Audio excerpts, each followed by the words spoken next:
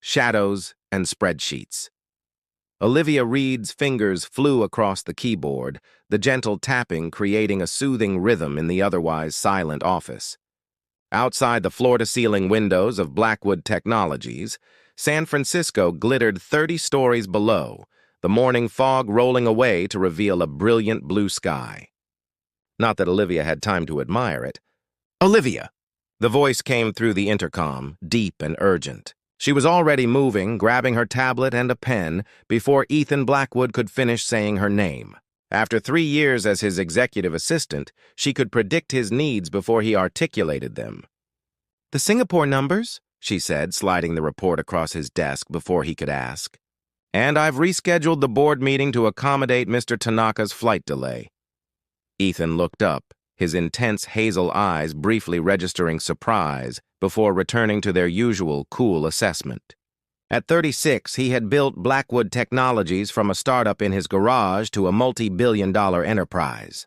His dark hair was perfectly styled, his tailored suit impeccable, the very image of success. "What would I do without you?" he murmured, though it seemed more statement than question. "Crash and burn spectacularly," Olivia replied with a small smile. It was their routine, this dance of efficiency and understated appreciation. Ethan relied on her completely, yet Olivia sometimes wondered if he saw her at all. The woman behind the schedule keeper, the problem solver, the shadow that made his brilliance possible. At 29, Olivia had graduated top of her class from Stanford with a double major in computer science and business. Yet here she was, managing Ethan's life instead of her own career. It wasn't that she disliked her job. There was something satisfying about being the invisible architect of order in his chaotic world, but lately a restlessness had crept into her heart. "The Miyazaki contract needs revision," she continued, tucking a strand of chestnut hair behind her ear. "I took the liberty of highlighting the problematic clauses and suggesting alternatives." Ethan flipped through the document, eyebrows rising. "These are good. Very good," he glanced up. "Where did you learn contract law?" "Night classes," she replied simply. What she didn't mention was how she'd been quietly taking courses for years, expanding her knowledge across fields relevant to Blackwood Technologies. The office hummed with activity around them. Through the glass walls, Olivia could see Rebecca Winters, the head of marketing, eyeing Ethan appreciatively. Rebecca was everything Olivia was not: bold, fashionable, and visibly ambitious. The type of woman who commanded attention in any room. "Don't forget your mother's birthday dinner tonight," Olivia reminded him gently. "I've had a gift prepared and delivered to the restaurant." "The art book she mentioned months ago?" Olivia nodded. "The limited edition with the Monet prints." Something like genuine warmth flickered in Ethan's eyes. "You're remarkable, Olivia." The compliment settled in her chest, a small glow amid the routine. Yet as she returned to her desk, she couldn't help but wonder if remarkable was all she would ever be to him. A reliable tool, a convenient solution, but never someone who made his heart race or his breath catch. Her phone buzzed with a text from her roommate, Sophie. "Drinks tonight?" "I need to vent about my boss from hell." Olivia smiled and replied affirmatively. Unlike her relationship with Ethan, which was all crisp professionalism, her friendship with Sophie was warm and real. With Sophie, she wasn't invisible. As the day progressed, Olivia managed crises, smoothed egos, and orchestrated Ethan's success from the shadows. It was what she did best: anticipate, solve, disappear. Yet as she watched him stride through the office, commanding respect with every step, she couldn't help but wonder what it would be like to step into the light herself. To be seen not just as capable, but as captivating. Little did she know that chance was about to arrive in the most unexpected way. An unexpected invitation. 2 days later, Olivia was buried in quarterly projections when her desk phone rang. The caller ID showed Diane Blackwood, Ethan's mother. "Olivia, darling," Diane's warm voice came through the line. The dinner was perfect. "How you remembered that book." "I'm glad you enjoyed it, Mrs. Blackwood," Olivia replied, smiling genuinely. Unlike her son, Diane always treated Olivia with affectionate respect. "Now, about the Innovation Excellence Awards this Saturday." Olivia's fingers flew to her calendar app. Yes, Ethan's confirmed to attend. His speech is prepared, and I've arranged for the car service. That's why I'm calling, Diane sighed. His +1 Charlotte Miller? They've broken up. Ethan mentioned it last night quite casually, as if the gala wasn't 3 days away. Olivia bit her lip. Charlotte, a sleek gallery owner, had been dating Ethan for 2 months, longer than most of his relationships lasted. He can attend alone, Olivia suggested. Not this time. The Sakamoto deal is hanging by a thread, and Hiro Sakamoto will be there with his wife. They're quite traditional. Ethan appearing alone would seem inconsiderate. Olivia understood immediately. The Sakamoto partnership would secure Blackwood Technologies' expansion into Japan, a cornerstone of Ethan's 5-year plan. I'll find someone suitable, Olivia promised, already mentally scanning potential candidates. When Ethan returned from his lunch meeting, Olivia presented him with 3 options. A friend of Rebecca from marketing, an acquaintance from his alumni network, or his cousin Elise, who was visiting from Chicago. Ethan dismissed them all with a wave. The first would create office drama, the second is looking for a husband, and Elise talks constantly about her pet ferrets. He ran a hand through his hair, the first sign of genuine frustration Olivia had seen in months. The Sakamoto deal, he murmured almost to himself. Perhaps Victoria Chen? Olivia suggested, referring to a brilliant investor he'd met at a conference. Dating my competitor now. His eyes suddenly locked with hers, studying her with an intensity that made her pulse quicken. What about you? Olivia blinked. Me? You know everything about my business. You're intelligent, composed. He gestured vaguely at her. And presentable. Presentable. Olivia tried not to wince at the lukewarm assessment. You want me to attend the Innovation Excellence Awards as your date? As my colleague, he corrected. It's a business function. You'd be there in a professional capacity. Of course. Her disappointment was irrational, yet sharp. Unless you have plans? His eyebrow arched. Olivia did in fact have plans, a rare weekend visit from her sister. But the Sakamoto deal meant everything to the company, to the 3 years of work she'd supported behind the scenes. No plans? She lied softly. I'd be happy to accompany you. That evening, Olivia called her sister to reschedule, then stood before her closet with growing dismay. Her wardrobe consisted of practical office attire, nothing suitable for an event Vogue would be covering. Sophie arrived home to find Olivia surrounded by discarded outfits. What's the fashion emergency? She asked, dropping her designer handbag. As a stylist for a luxury magazine, Sophie lived and breathed fashion. When Olivia explained, Sophie's eyes lit up. This is it! Your Cinderella moment. It's not like that, Olivia protested. I'm going as his assistant, essentially. No, Sophie declared, already typing frantically on her phone. You're going as you brilliant, beautiful Olivia Reed who deserves to be seen. She looked up with a grin. And I have connections at Valentino. The next day, a dress arrived. A midnight blue creation that Sophie promised would transform more than just your appearance. As Olivia tried it on, staring at her reflection, a mixture of hope and anxiety fluttered in her stomach. For one night, she would step out of the shadows of spreadsheets and schedules. For one night, she would stand beside Ethan, not behind him. But as she carefully hung the dress, Olivia reminded herself not to confuse a business arrangement with something more meaningful. After all, to Ethan Blackwood, she was just his capable assistant, presentable enough in a pinch, but ultimately forgettable. Saturday would prove just how wrong she was. The night everything changed. Olivia's hands trembled slightly as she applied her lipstick, a deep burgundy that Sophie had insisted would make a statement. The Valentino dress hung from her bedroom door, its silhouette both elegant and daring with a fitted bodice and flowing skirt that draped like liquid midnight. Stop overthinking, Sophie commanded, adjusting the final pin in Olivia's upswept hair. Tonight you're not his assistant. You're his equal. When the doorbell rang at 7 o'clock sharp, Olivia took a deep breath. Sophie gave her a playful push toward the door, whispering, "Make him regret every day he didn't notice you." Ethan stood in the hallway, impeccable in a black tuxedo. When Olivia opened the door, his customary greeting died on his lips. His eyes widened almost imperceptibly as they traveled from her face to the way the dress accentuated her figure before returning to meet her gaze. "You look—" He paused, seeming to search for the appropriate word. "Different." Sophie, hovering behind Olivia, rolled her eyes dramatically. "Thank you," Olivia replied simply, gathering her small clutch. "Shall we go?" In the sleek black town car, Ethan briefed her on the key attendees and their business interests.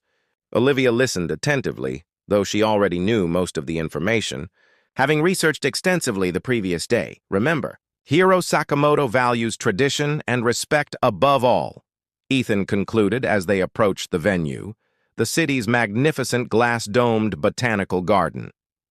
"I know," Olivia said gently. "And his wife Miko is passionate about education reform. They have 2 children at Tokyo University, and they celebrate their 30th wedding anniversary next month." Ethan turned to her, surprise evident on his face. "How did you—" "It's my job to know things," she replied with a small smile. The car stopped at the entrance, where photographers lined the red carpet. Ethan hesitated, then offered Olivia his arm. The warmth of his touch through the thin fabric of her dress sent an unexpected thrill through her. As they entered the grand hall, transformed into a glittering wonderland of lights and exotic flowers, Olivia felt the weight of curious stares. Rebecca from marketing did a double take, her perfectly sculpted eyebrows rising in undisguised shock. "Ethan!" called a booming voice. Alexander Wells, CEO of their biggest competitor, approached with a model-thin blonde on his arm. "I didn't recognize your companion." He turned to Olivia with practiced charm. "And you are?" "Olivia Reed," she answered before Ethan could introduce her. "We've actually met before, Mr. Wells, last year's tech conference in Berlin. You were quite impressed with the presentation on neural interfaces before you realized it was Blackwood's technology." Alexander's smile faltered slightly. "Ah, yes, good memory." "Olivia doesn't forget anything," Ethan said, and for the first time that evening, there was a note of genuine pride in his voice. They moved through the crowd, stopping to chat with various industry leaders. Each time, Olivia contributed to the conversation with insights that left people glancing at Ethan with new respect, both for his company's innovations and for his choice of companion. When they finally approached Hiro Sakamoto and his wife, Olivia surprised everyone by greeting them in flawless Japanese. Miko Sakamoto's face lit up, and soon she and Olivia were engaged in animated conversation while Ethan and Hiro watched in astonishment. "Your colleague is remarkable," Hiro said to Ethan. "Yes," Ethan agreed, his eyes never leaving Olivia. "She is." Later, as they sipped champagne at their table, Ethan leaned close to her ear. "Where did you learn Japanese?" Olivia shrugged slightly. "I started 3 years ago when you first mentioned expanding to the Asian market." Something flickered in Ethan's eyes. Surprise, certainly, but also something deeper. Something that made Olivia's heart beat a little faster. "Dance with me," he said suddenly, setting down his glass and extending his hand. On the dance floor, his arm slid around her waist, drawing her closer than was strictly necessary for a waltz between colleagues. Olivia could feel the heat of his palm against the small of her back, the subtle scent of his cologne enveloping her. "You're full of surprises tonight," he murmured, his breath warm against her ear. Olivia looked up at him, momentarily emboldened by the admiration in his gaze. "I've always been full of surprises, Ethan. You just never looked closely enough to notice." His steps faltered slightly, and for the first time in their acquaintance, Ethan Blackwood appeared genuinely speechless as they swayed to the music. Surrounded by the elite of the business world, something shifted between them. A realization that perhaps they had both been blind to what had been in front of them all along. Part 4. New Perspectives. The Monday following the gala, Olivia arrived at the office earlier than usual, unsure what to expect.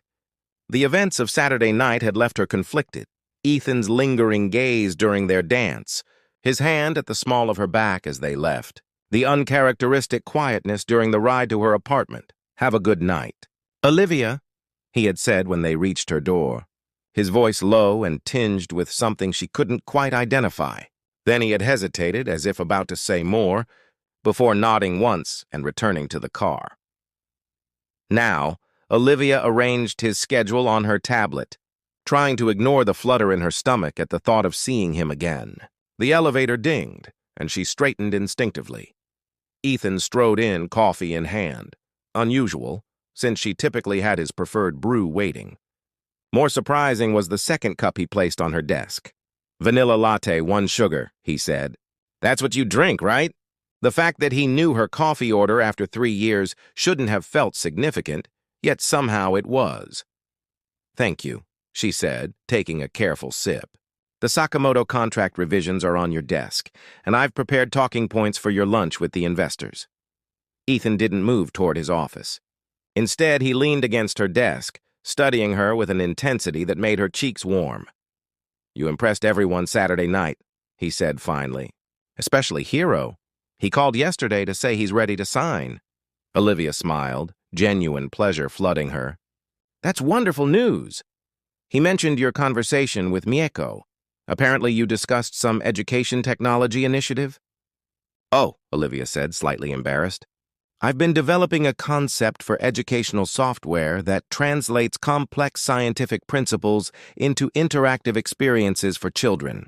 "It's just a side project." Ethan's eyebrows rose. "Show me." Hesitantly, Olivia pulled up the design she'd been working on during evenings and weekends. As she explained her vision, Ethan's expression transformed from curiosity to genuine interest.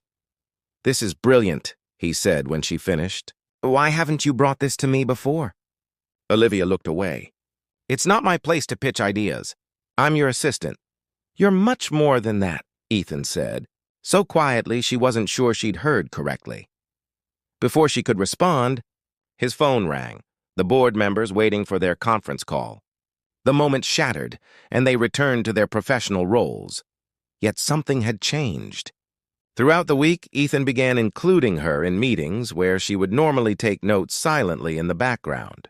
He sought her opinion, considered her suggestions, introduced her to clients as my colleague rather than my assistant. On Thursday, he appeared at her desk as she was preparing to leave. "Have dinner with me," he said abruptly. Olivia froze. "Is there a business matter we need to discuss?" "No," his gaze was steady. "Just dinner, Olivia. Between two people who perhaps should get to know each other better." Her heart raced. That would blur certain lines. Lines I'm beginning to think were arbitrary to begin with. He stepped closer. "Saturday night showed me something I should have seen years ago. You're extraordinary, not just as an assistant, but as a woman, as a mind, as a—" He trailed off. "Uncharacteristically uncertain. As a person?" Olivia supplied, her voice barely above a whisper. "Yes." His expression softened. "Have dinner with me, please." The restaurant he chose was small and intimate, tucked away on a quiet street, not the trendy, see-and-be-seen establishments he typically frequented for business meals.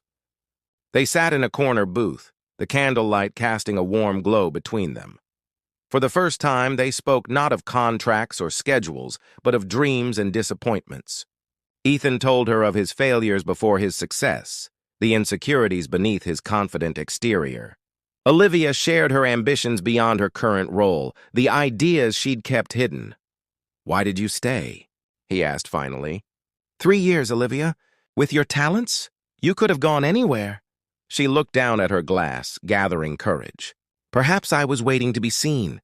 When their hands touched across the table, the contact felt both new and somehow inevitable, as if they had been moving toward this moment from the day they met. Later, as they walked along the waterfront, the city lights reflected in the bay, Ethan stopped and turned to her. "I've been blind," he said softly, his fingers brushing a strand of hair from her face. When he kissed her, Olivia felt the walls between their professional and personal worlds finally crumble. His arms encircled her waist, drawing her against him as if he feared she might disappear. Her hands slid up to his shoulders, then to the nape of his neck, her fingers threading through his hair. "What happens now?" Olivia whispered. Beyond titles, the transition wasn't seamless. 3 years of established professional dynamics couldn't transform overnight, no matter how revelatory a kiss might be. 2 weeks after their dinner, Olivia sat in Ethan's office, presenting her educational software concept to the development team. She had spent days refining her presentation, nervous yet exhilarated by this new role. The adaptive learning algorithm adjusts to each child's progress, she explained, gesturing to the flowchart on the screen. Rebecca Winters, who had initially been skeptical of Olivia's sudden promotion to project lead, raised her hand. "This implementation timeline seems aggressive. Are we sure we can deliver?" Before Olivia could respond, Ethan interjected, "We'll make it work. Olivia's judgment is sound." Though meant as support, his words undermined her authority in the room. Olivia felt a flicker of frustration. She didn't need him to defend her ideas. Later, alone in his office, she voiced her concern. "I appreciate your confidence in me, but I need to establish my own credibility with the team." Ethan looked genuinely surprised. "I was trying to help." "I know," she said gently. "But there's a difference between supporting me and speaking for me. If we're going to navigate both a professional and personal relationship, we need boundaries." His expression softened into understanding. "You're right. Old habits." He reached for her hand across the desk. "I'm still learning how to see you in this new light without overshadowing you." It was these moments, his willingness to listen, to adjust, to see her as an equal, that reassured Olivia they were building something real. The following month brought both challenges and triumphs. The educational software project gained momentum, with Olivia officially promoted to Innovation Director. Their relationship, though kept discreet at the office, deepened in private moments, conversations that stretched into the night. Quiet Sunday mornings in Ethan's apartment overlooking the bay, the gradual integration of their separate lives. "Move in with me," Ethan suggested one evening as they sat on his balcony. The sunset painting the sky in brilliant oranges and pinks. Olivia hesitated. "Are you sure we're ready for that?" "I've never been more sure of anything," he said, taking her hand. "These past weeks have shown me what I was missing all those years. I don't want to waste any more time." She studied his face, the sincerity in his eyes, the slight vulnerability in his expression. This was not the polished, detached CEO the world knew, but the man she had come to love. "Yes," she whispered, leaning in to kiss him. Their housewarming party brought together two formerly separate worlds. Ethan's business associates mingling with Olivia's friends. Sophie, watching them together, nudged Olivia with a grin. "Remember when you thought he'd never see you as anything but his assistant?" Olivia smiled, her eyes finding Ethan across the room. "Sometimes the people closest to us are the hardest to see clearly." Later that night, as their guests departed, Diane Blackwood embraced Olivia warmly. "I always hoped he'd find someone who would see him, the real him, not just the success. We both needed to be seen," Olivia replied softly. When only they remained, Ethan led Olivia to the balcony, the city lights twinkling below them like earthbound stars.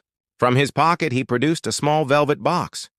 "This isn't because of the project's success, or because you've impressed my mother, or for any reason except this," he said, opening the box to reveal a platinum ring with a solitary diamond. "I love you, Olivia Reed. Not for what you do, but for who you are, brilliant, compassionate, and far more extraordinary than I deserved all those years." Tears welled in Olivia's eyes as he continued. "You stepped out of the shadows, and in doing so, you brought light into my life. Will you marry me?" "Yes," she whispered, her voice steady despite the emotion overwhelming her. "Yes," as he slipped the ring onto her finger and drew her into his embrace. Olivia reflected on the journey that had brought them here, from assistant and CEO to partners in every sense of the word. "What are you thinking?" Ethan murmured against her hair. Olivia smiled, her head resting against his chest where she could hear the steady beating of his heart. That sometimes the most important transformations aren't about being seen by others, but about seeing ourselves clearly for the first time. He lifted her chin gently, his gaze filled with love and understanding. "I see you, Olivia, and I always will." Their kiss sealed not just a promise for the future, but an acknowledgement of how far they had already come, beyond titles and roles, beyond the constraints of who they thought they were supposed to be, to the truth of who they were together. In the end, it wasn't about outshining others or commanding attention. It was about finding someone who saw past the surface to the light that had always been there, waiting to be recognized.